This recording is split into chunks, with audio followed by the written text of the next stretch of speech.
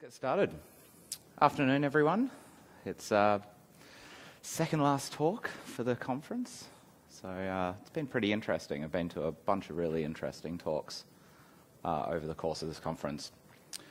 I'm going to be talking to you something about better JavaScript tests, which is quite a vague topic, so I'll try and explain what I'm going to talk to you about.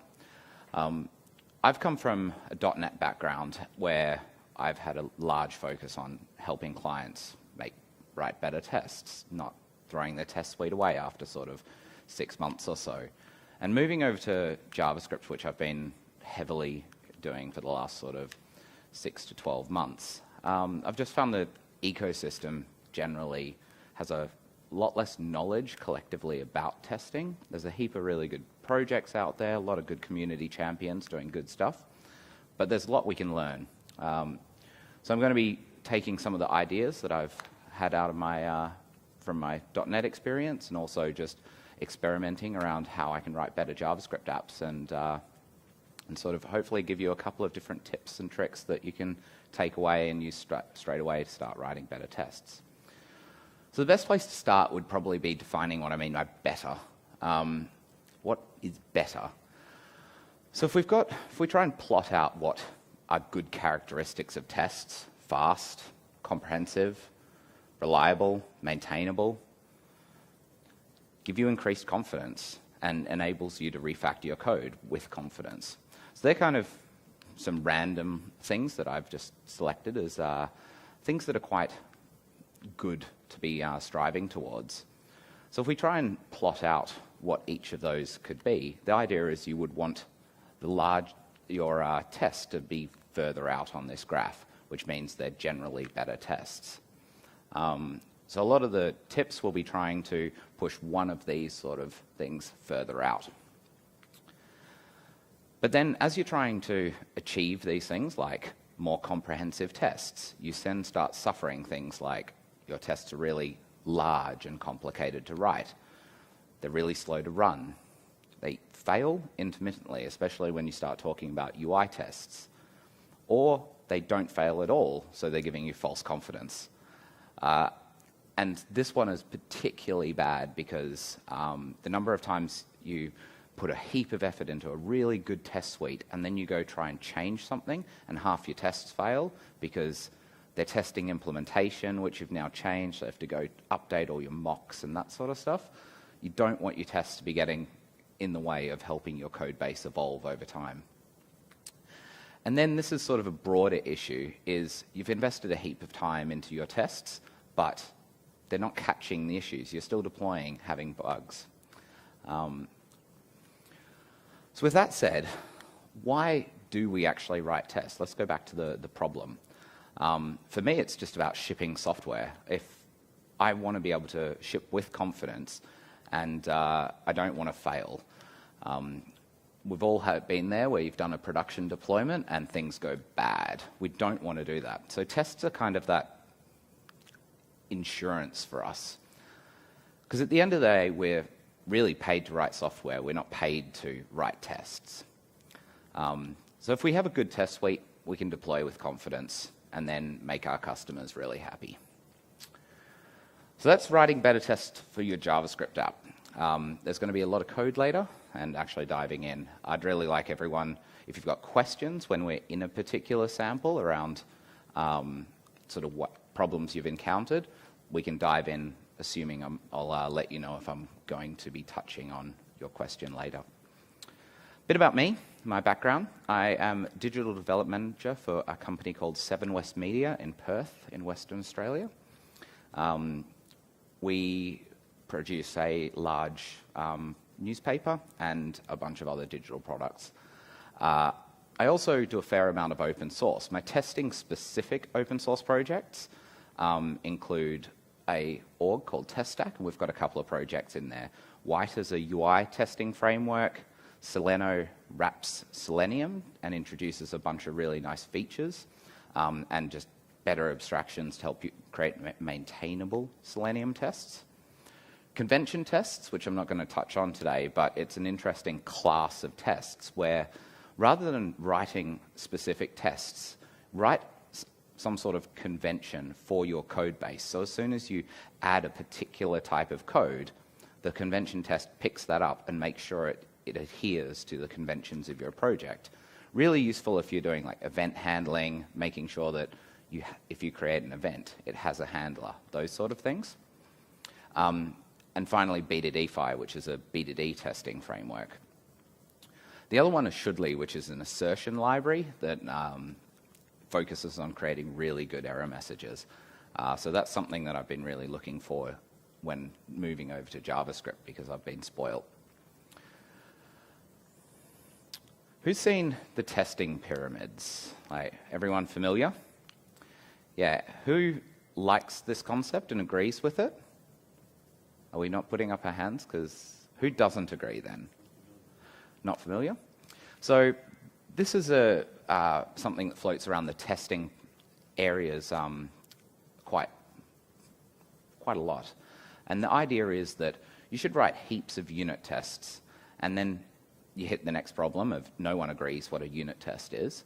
So then you move up to the next layer, and some people are like, well, they're service tests, they're acceptance tests, they're integration API component tests. One thing people do agree on is the GUI tests up the top, which I have had a lot of experience with and have come to the conclusion that generally they're a bad idea for anything other than just like smoke testing your system. But this is a good kind of generalization of the different types of testing that you want to be performing. As you move further up, your tests are slower, generally more brittle. Down the bottom, not as comprehensive. So you need a mix of these things. Some just different scenarios that I have in my mind and kind of want to address is you've got different problems that you have to solve when you're testing. So could be you don't have much testing, you haven't invested much time, so you want to get some confidence. Well, you probably want to do a specific type of testing that will give you the confidence without a lot of effort. What about a bug? Really easy to fix, but in a bit of code that's moving all the time. You probably want to do lower level unit tests for that sort of thing. Or you're shipping a particularly critical feature. So you need to have a lot of confidence that your tests are actually going to stop regressions, because it could be expensive, embarrassing, whatever, if bugs are in that area of your system. The point is there's no real one testing strategy. So when we dive into the code, we're going to go through different levels and just apply different techniques to each of them and show that we can actually blend some of these together to really get the best out of everything. So unit tests.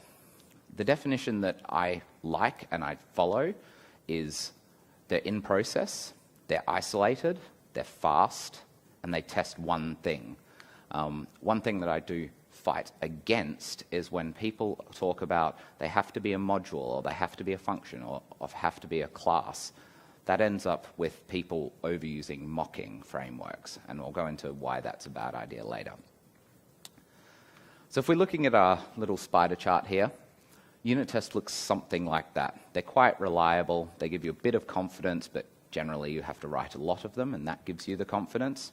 Quite maintainable because they don't do much, but they're not very comprehensive. So they have pros: fast to write, fast to run, easy to debug, but they inhibit refactoring. So I'll show you some techniques later. What it doesn't show you is issues between collaboration. So I've seen a number of the other talks I've seen over NDC the last couple of days. There seems to be people moving more towards integration and UI sort of style tests because it solves that particular problem. When talking about unit tests, there's a lot of different ways you can obviously start with in JavaScript. The main two ways are using browsers or using Node. Everything else is a subset of one of those. I'm a massive fan of going down the Node path, so when I'm writing these sort of tests, I don't really care about browser quirks. I really want to test the logic of my code because I will have other techniques like browser stack, which will test your application in as many browsers as you need, and have sort of high-level tests for that particular reason. Be very specific in what you want to get out of each of these different styles of testing. So examples of those are mocker, jest, and tape. There's a bunch of others. The one that I'm going to be using today is jest. So you can use jest with anything. It's come out of Facebook, so it's quite tied to the React community. But there's been a lot of people around the Angular 2 and Aurelia community starting to pick jest up because it brings some really fresh ideas, especially when you're starting to use the new world of JavaScript with ES6 and Webpack and those sort of things. It works really well with that style. Out of curiosity, who's using Angular 1? No? Or Angular 2? React? What about Aurelia? Okay, so what about vanilla JS, kind of traditional? Okay. Who's using Webpack here? Not too many. So what are the others using? Call something out of mist. Yep. So Knockout's an interesting one. What do you use for your package manager? Is it Bower?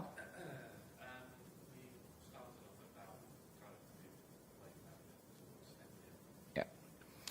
So if you're using NPM for your package manager, Jest is great. It sort of works with that new Node way of thinking. A lot of what I'm going to be talking about is moving into that direction where I see JavaScript moving. Not talking too much about if you're using Bower, global script tags, and the problems that come out from that. So let's dive into it. Let's have a look at some unit testing. So I've got a little simple app.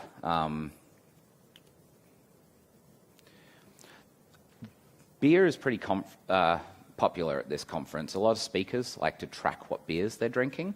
So I thought really simple demo would be a like tracking what whiskey you like drinking. So it's quite really simple. You just start typing. After a couple of seconds, it'll find a bunch of different whiskeys and you can check them in. Not going to go much further than that, but this gives us a nice base to be able to test with. So the unit test that I want to write is around the search. So I start typing. After half a second, it executes my search. It's a pretty common pattern you see.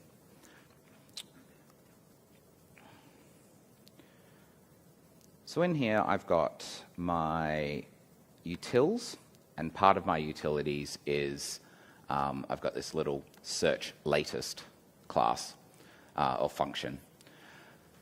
Is everyone familiar with like ES6 modules, the import and export syntax? Anyone not familiar? Cool, I won't go over it then.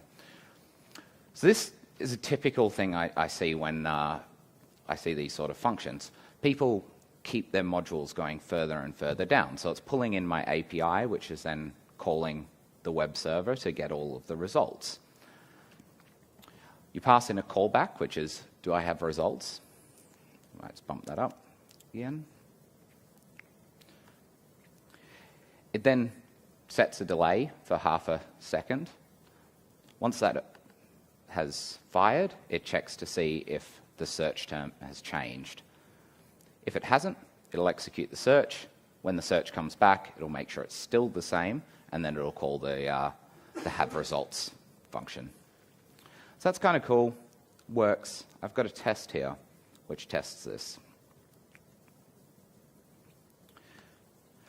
Quite simple. It searches after timeout.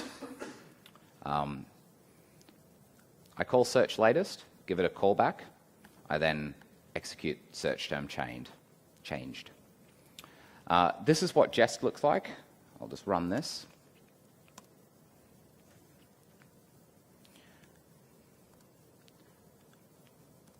Cool.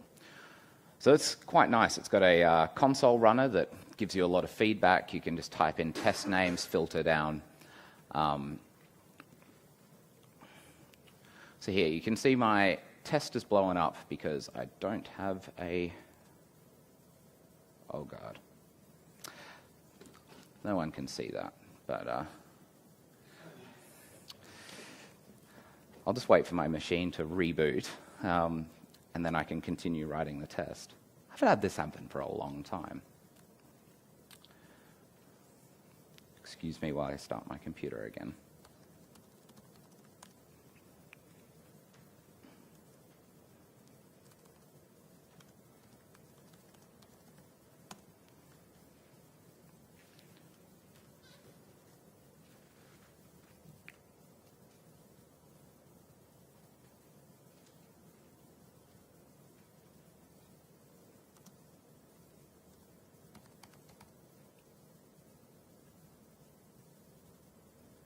Nearly there.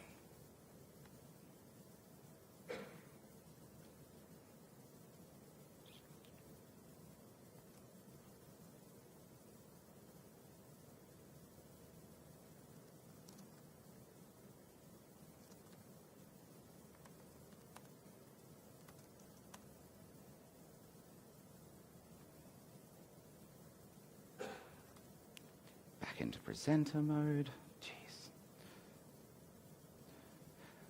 So the last conference I was at, quite a little while ago, I went up to do my presentation, opened my laptop, machine reboots for Windows Update.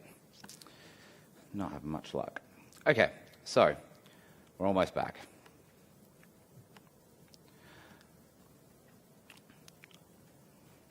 Okie dokie. Now I have to close all of the things.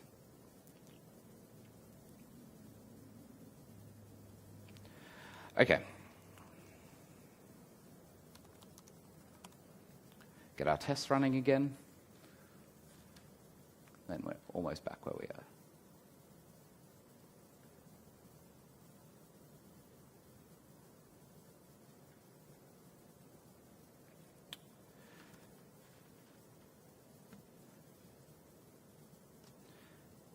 Cool. So we're back after a brief interruption. Also just have to start the app up again.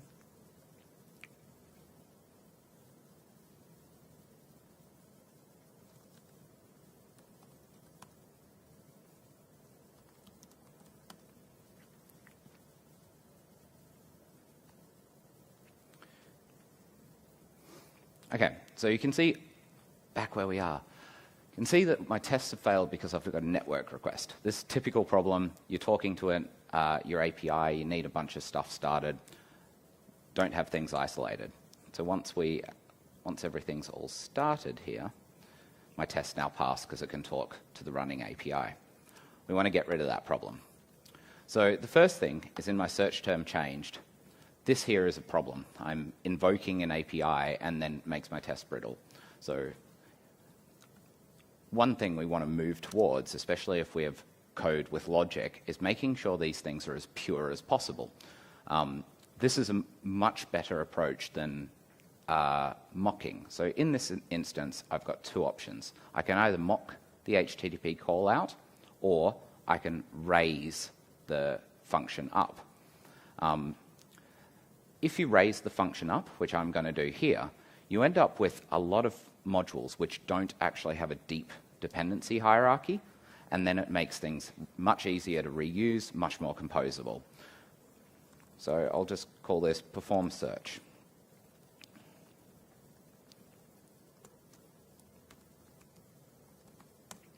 And switch that over. So now this utility is not actually in control of where it actually performs the search. It's just actually doing that delay and then invoke. So if I go over to the test now, I can pass this as my second parameter. So perform search, that's great. It's just a function, and then it returns the results. So I can start off with ID of 1, name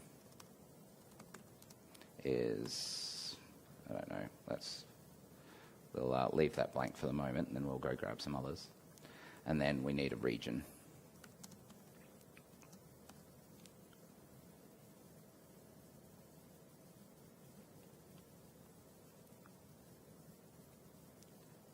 Reopen the browser.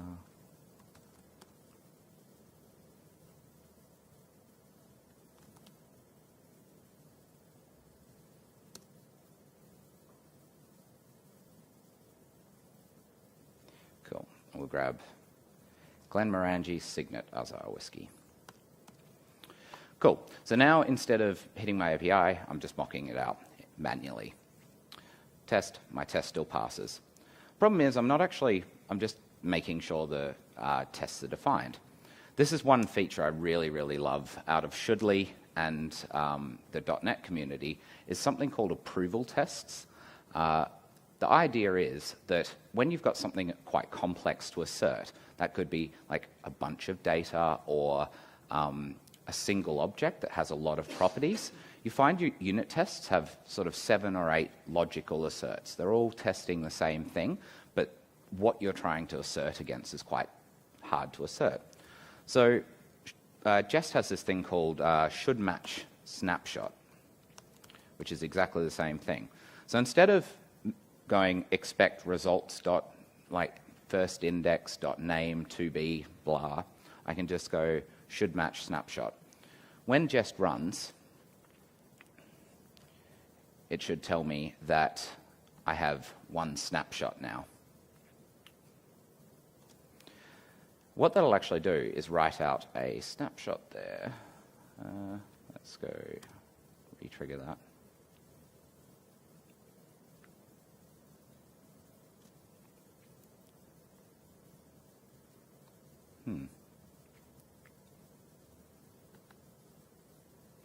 Empty. Why is it empty?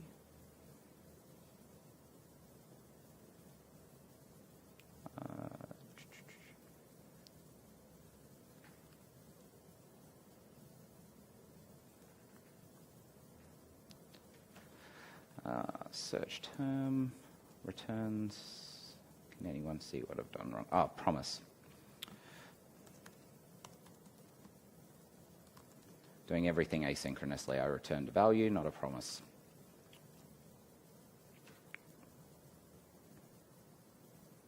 Okay, so here you can see it's gone snapshot summary. One snapshot has been written.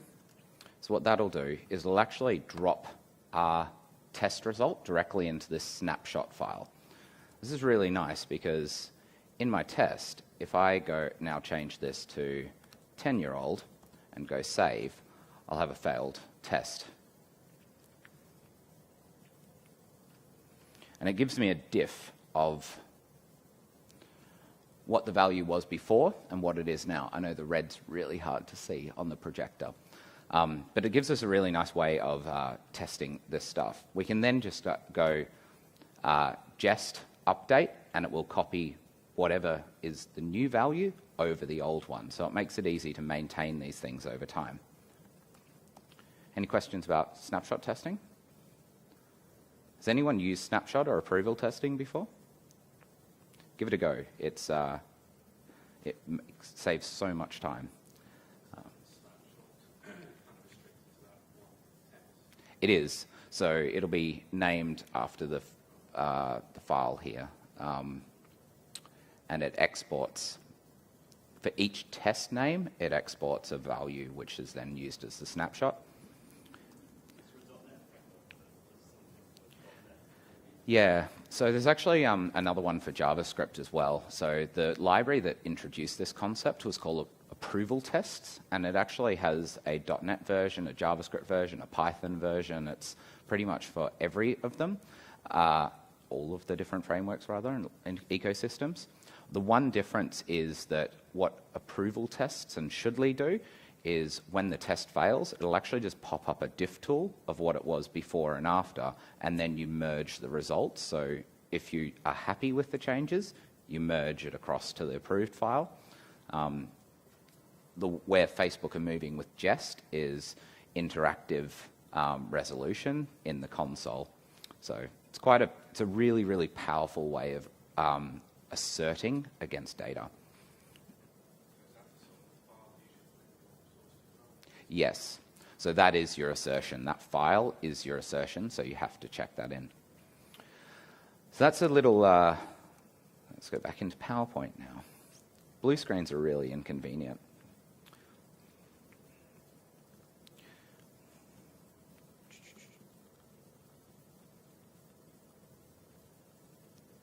And I can't even resume at the same spot because it doesn't exist.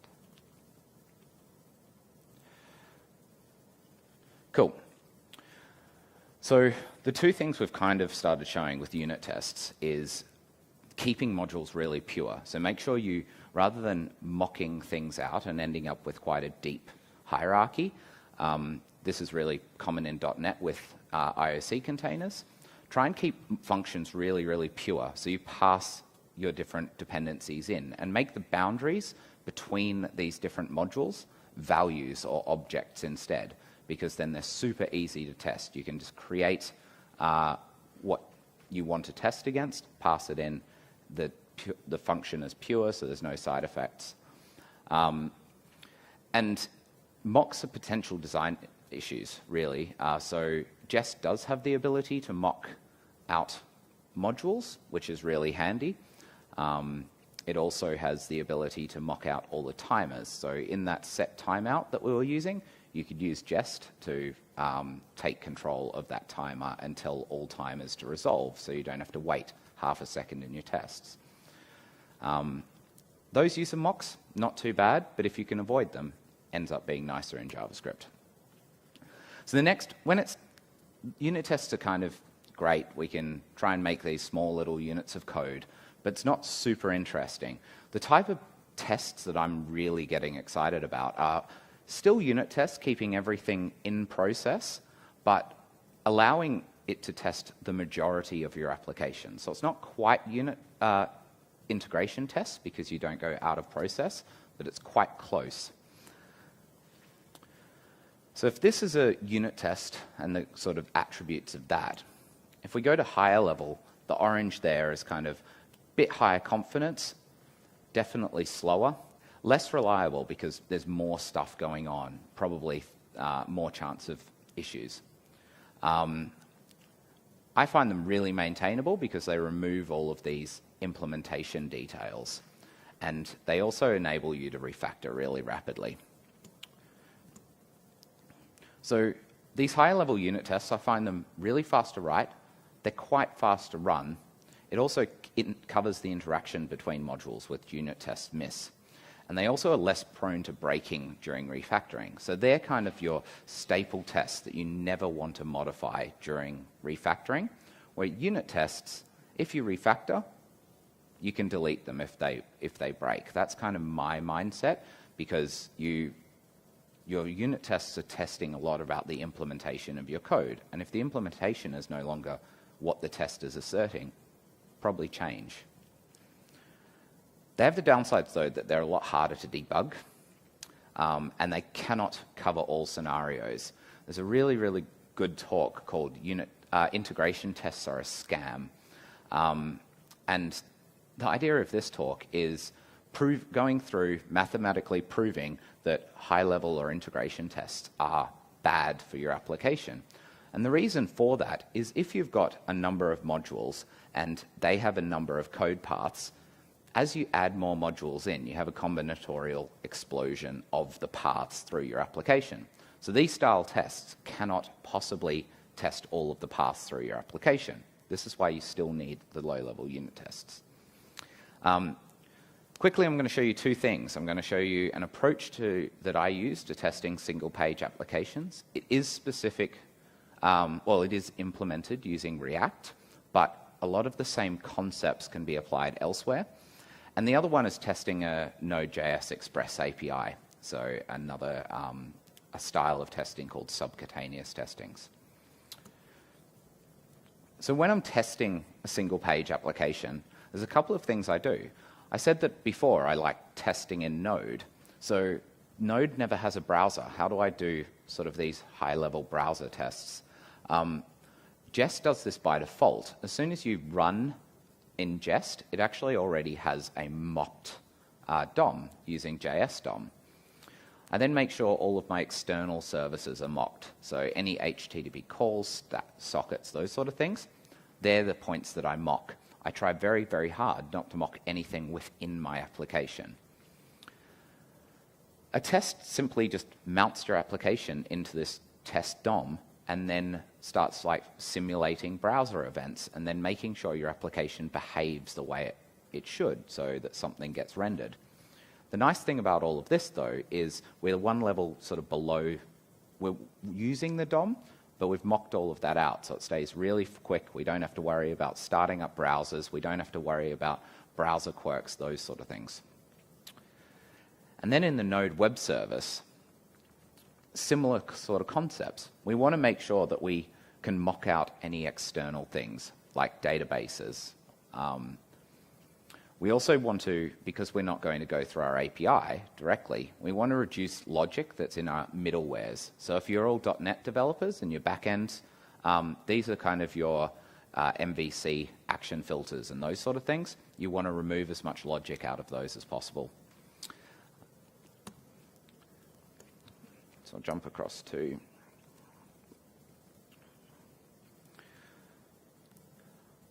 so this is my really simple React app. And this is the start of the test. So we've seen here that I've got my search, and after a certain time, it hits the API. I use a tool called fetchmock to mock my API. This will change if you're using Angular. You'll have to use their HTTP mocks, those sort of things. But the first thing I do is make sure that I don't want anything succeeding by default. So I want, if my test calls an API, I never want it to go out. So I start off saying anything that I haven't explicitly mocked blows up with a 500. I then will just mock out this the get function. So the next thing I want to do is I want to mount my application. So I can go const app equals mount app. So I'm using a tool called Enzyme. It is just a wrapper around the React test utilities, and essentially it takes this app component, it creates a div in the fake browser, and then mounts my app into it and gives me back an instance. If you're using another framework, these sort of techniques can still be used. So the JS DOM is actually a complete reasonably complete polyfill for the DOM. So most of these libraries can actually work using it. So the first thing I'll do is I will find my input, which is called search box.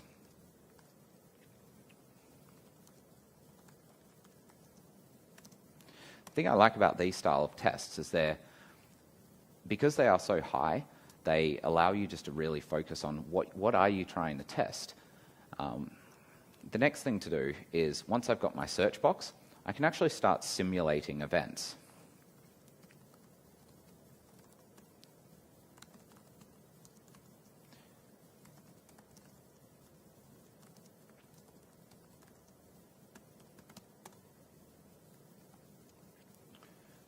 So I'm just simulating a text box change event. React's quite nice in this way. It has, and I'm taking advantage of React's synthetic event system. But if you're using another library, like just even jQuery, you could use jQuery to trigger real DOM events. So once I've simulated that should kick off my my test, the search. So what I need to do is I need to wait for that half a second to elapse because I'm not mocking out time yet. Was anyone in the concurrency talk earlier? Like the JavaScript asynchronous patterns? Yeah, so this is actually using async and await that is in stage 3 at the moment. I might have hit stage 4 with Babel. So essentially what this allows me to do is remove callbacks from my code. So I just want to await a wait function and just say wait 700 milliseconds. So essentially that's going to pause my test for 700 milliseconds. Hopefully by this time the input box has fired off that search and now it's searching. Because I'm mocking out the API, that returns instantly, so I don't have to worry about latency there. So now I should have the results.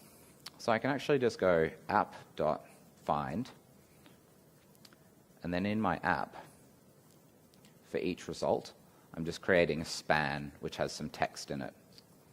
So I'll just find me all the spans.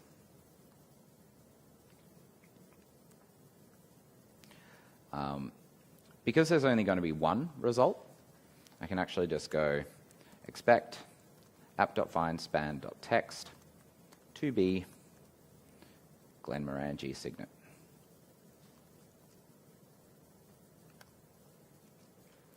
And save that. Cool. So it didn't find it.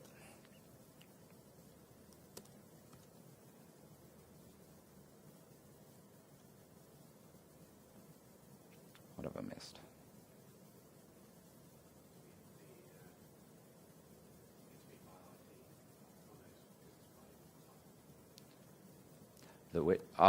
No, so find actually is really, really handy. It'll search by ID or React component or class. So it's kind of this hybrid. So if I had my own abstractions, my own components, I can actually pass like my component in. So this is something I'm going to show you a bit later with and refactor this to use something called the page object pattern. Just to save time, I'll just copy the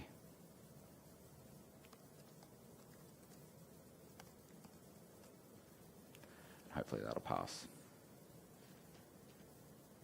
Can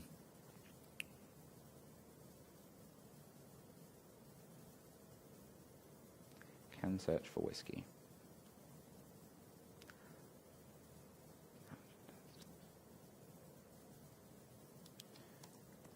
I know. So we changed the signature of our test, so it's actually found the legit problem. So when I've got my search latest, I now have to pass a second function into that, which is the perform search, and that just calls my search whiskies.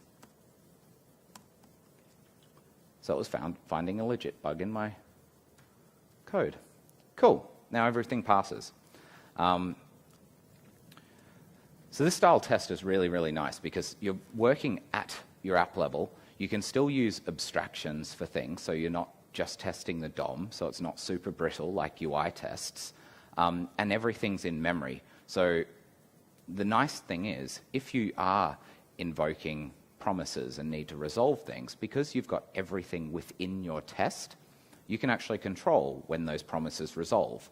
One of the largest problems around UI tests is when you click on a button and it's doing something asynchronous, you can't control when that resolves. So you have to kind of guess, similar to the way I'm doing the wait 800 milliseconds here, but that's because of the timer. If I mock that out, which I can because it's all in process, it's not a separate browser window, I can just mock the timers and now I can tell them all to resolve. So it's really, really super flexible, and it's a lovely way of writing tests. Any questions around this before we move on to the API side? Sweet. So our API is up here.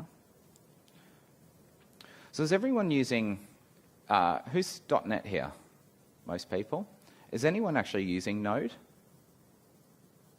No. Cool. I'll skip through this. A lot of these techniques I've actually taken directly from the way I build Web API anyway.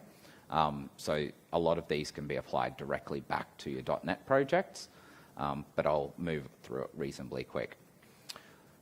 So here I've just got a route that I define the whiskies route. I then get the query off the query string, and then I call my database function. Here I actually just return 200 and whiskies, and then I return the error. This is written like this very specifically. I do not want anything that's not HTTP or API related in here. So in the .NET world, one of the libraries I use to facilitate this is a library by Jimmy Bogart called Mediator. And it allows you to plug sort of middlewares in. And it makes all your API controllers really, really thin, taking the same approach here.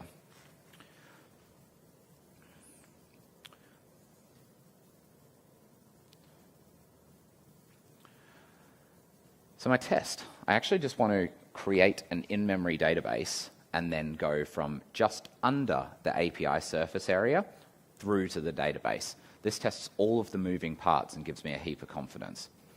I'm using a library called Connects, so it's very similar to Entity Framework or NHibernate or one of these.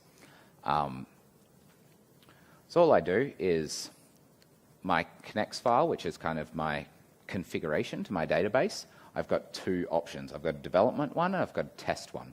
Test one is simply an in-memory SQLite database.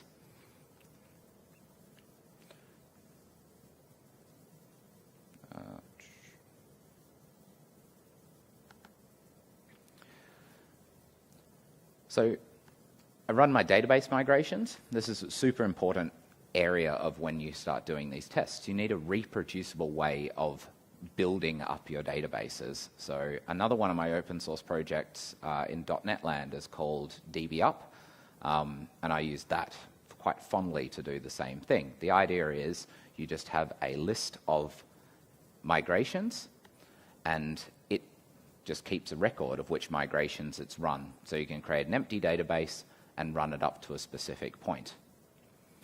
So each of my tests will just create an empty in-memory database, run the migration, so now I'm up to date, and then set up some sort of test expected data.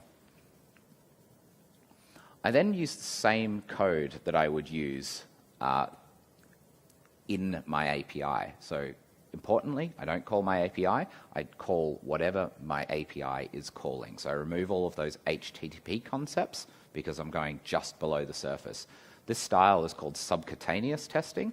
It's also really useful if you're doing MVC on the front end. You can go just below the view side. So work at an abstraction below the HTTP level, and it allows you to get really effective testing without having to go through something that you have no control of. So here, should return all whiskies when get whiskies is called. We call it. Now this is quite an important technique that I use all the time. It's called creating a seam in your code. So if I go into my database get whiskies call, I actually am defining a second optional parameter, which is test database. That allows me to pass a database instance in that this method will use. If I don't, it'll just use my app, like the applications one. So that's quite handy. So you can have a look, if you look up that pattern, it's known as a test seam. It's quite common in the Java space, actually.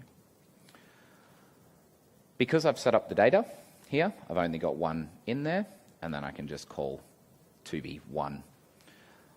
I hate these sort of tests, and I do this all the time when there's some sort of test data. So this is a perfect example. If you have any of these in your code, once again, just go get rid of that, change this to match snapshot, and test that. So a snapshot automatically gets created, and you can see the data from my database is in there. The great thing, I'm going to keep going on about these snapshot testing, they are the best thing ever. The great thing is that we're really good at seeing when there's problems with our data.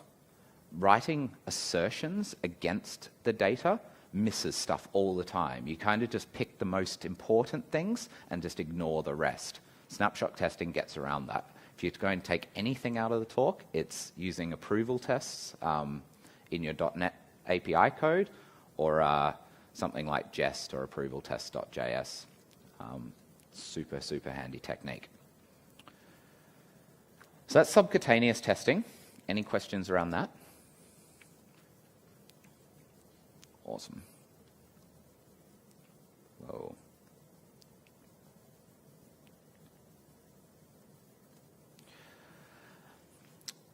You might have seen here that I created a mockable abstractions for external systems. This is an alternate way. I prefer creating an in-memory database, but if you don't have things like migrations and the ability to quickly stand up a database, you can't really do that.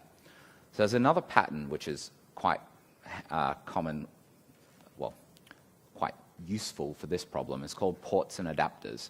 And the idea is that for any time you're talking to any external system, create an adapter for your application.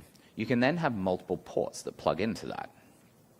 The idea is all of your application code sort of sits in the middle, and then anything outside, that could be the DOM, it could be API calls, it could be databases, anything that's external to your application, make sure there's an abstraction in place.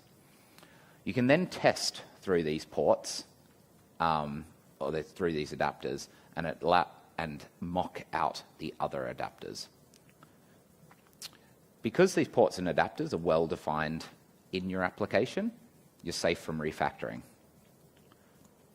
So an example is if you had an email sender, you could use an event emitter or something like that just to decouple you. So that's the example of the adapter. In my application, I'd just call email sender, pass through the emails, and it would just raise an event. And then I'd have two implementations. I'd have a test one, and I'd have a real one. I'd plug them in, the correct one in. So this leads me to integration tests. Now, because we've got the, we want to move from the sort of all in memory to something that's a little bit higher level.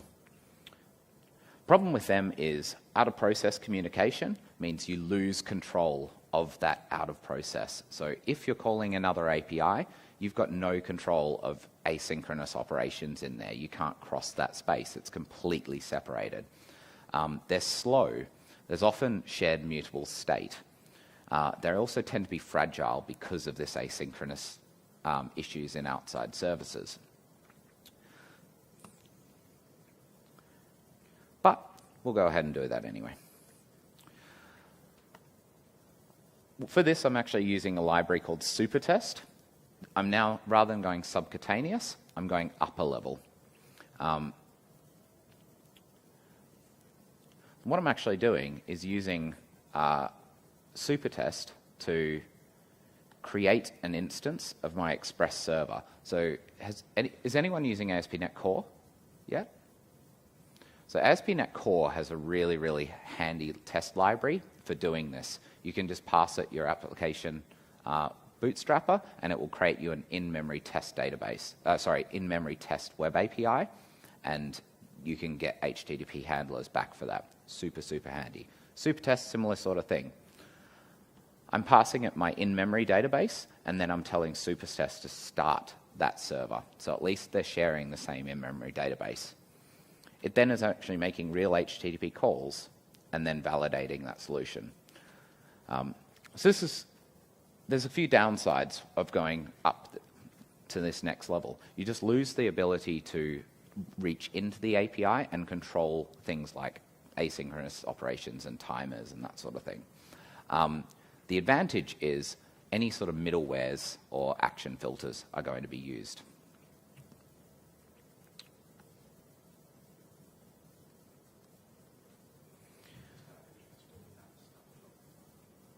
Yep.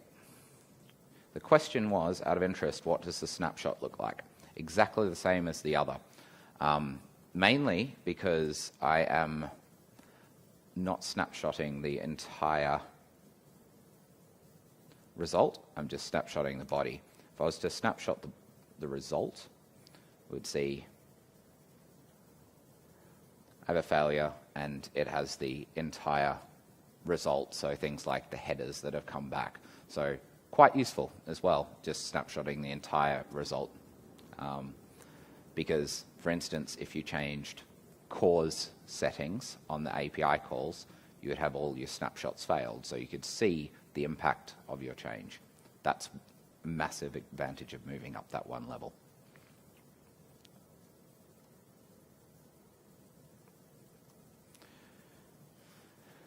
Cool. So UI tests are along the same way as those integration tests. They're out of process. One area that I do really, really like UI testing and have had a lot of success is smoke testing deployments. So create a small suite of UI automation tests which do not run as part of your CI build.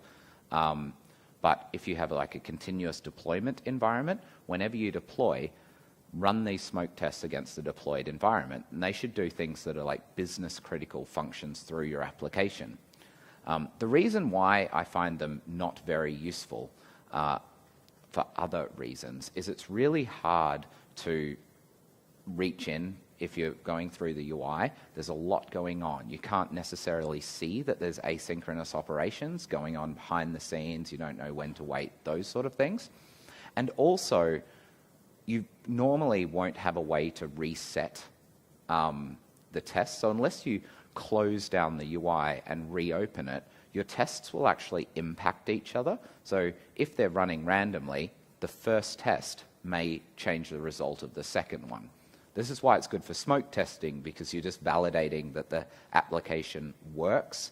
You're not validating correctness of things. But I'm going to show you some UI test patterns for our React application. So if we go back into app.test here, you'll notice that I'm calling app.find, and then I'm calling a simulation event, and then I'm waiting for things. Instead of mounting, if I actually created something that encapsulates that, so I'll just call this app page.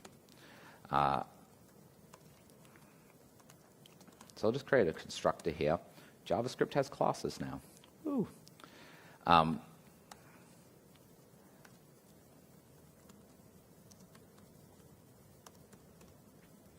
So when I create my app page, it'll mount the application. I can then move this into a function which can be called search for whiskey.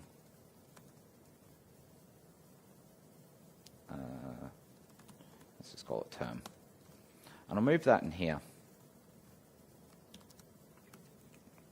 For those who haven't seen async and await, it's something that's coming to JavaScript quite soon. If you're using .NET, you've probably all seen it.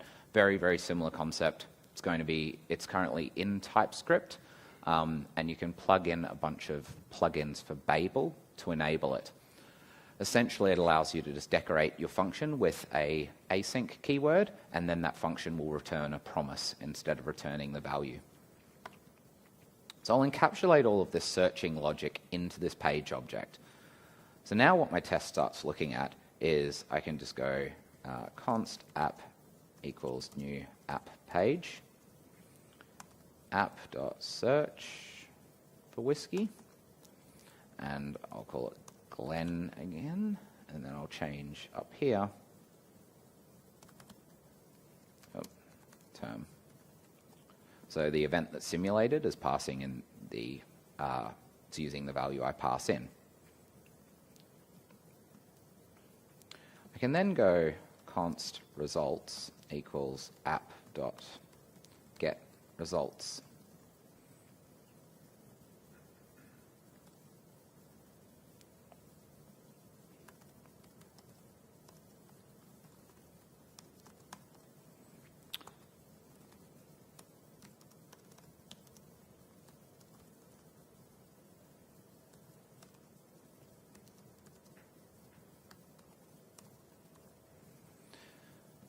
So what this will do is I'm encapsulating the fact that each of these results are in a span. I don't want my test to know that. And instead, I'm just going to return a list of strings, which are the test results. So now I can just go results and remove the .text.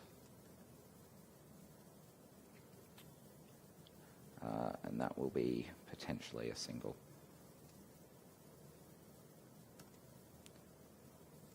That won't work.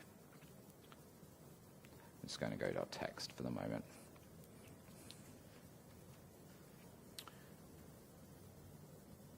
That was our existing test, so I'll just go back and fix that.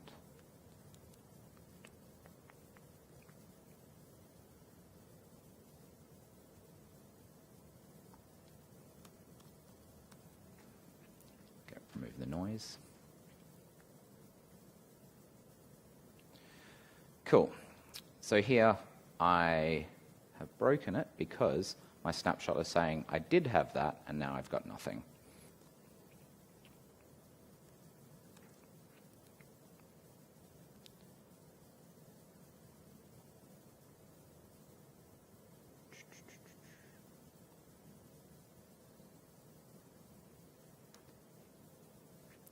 Can anyone see the bug? I can't. We'll progress anyway. But you get the idea. So this is called page object pattern. The idea is you encapsulate the functionality of your application into an API. So then your tests consume the API rather than directly manipulating things yourself. The major advantage of this is if I refactor my UI, I only have to make changes to one page object to make all my tests pass again. So it's another technique for just keeping your UI tests maintainable.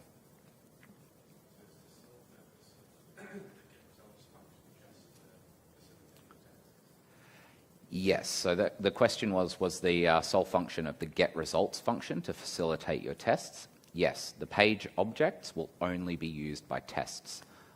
They live alongside your tests to logically wrap your application. So rather than having to know how your application does things, it pulls that in so you don't bleed that into multiple tests.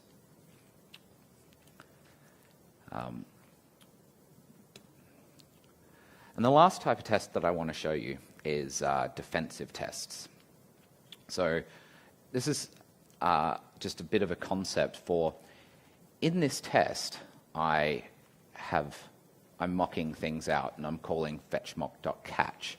So if I remove this, the test will fail.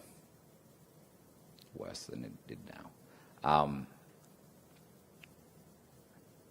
I've got the broken test.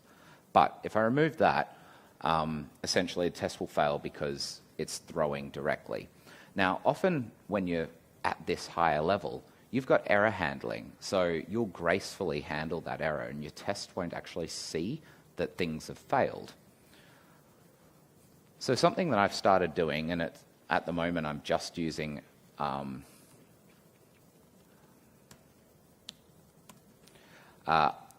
I'm just going to give you one example, but I'm using this for quite a number of things, is I want to make sure that if I have an unmatched API call, I fail my test. So actually, the only way I can do this at the moment is hooking into the console output. So whenever I get a console message that says unmatched, I'll push it into an array, and then after every test, if I've seen any unmatched API calls, I'll fail the test. So here, I've got a value of Glenn M. I'm just going to change this to O. I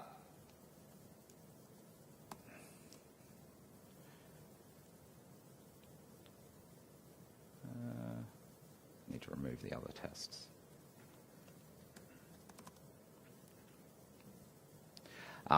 So I'm going to simulate the targeting.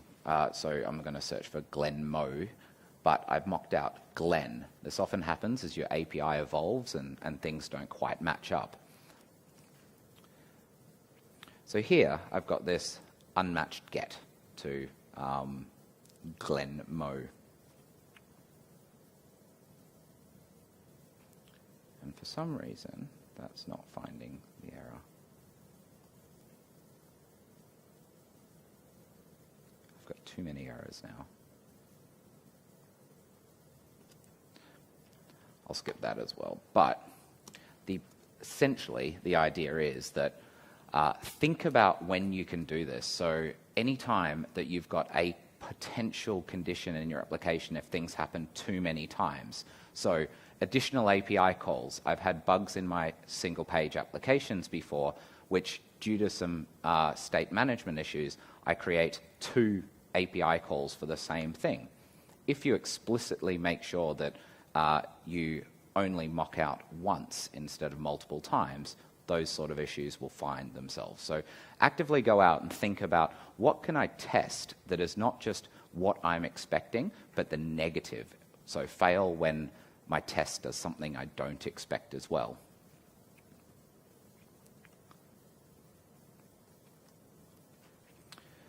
So a bit of a recap of all the things that we have talked about. Testing in Node is much faster than spinning up browsers.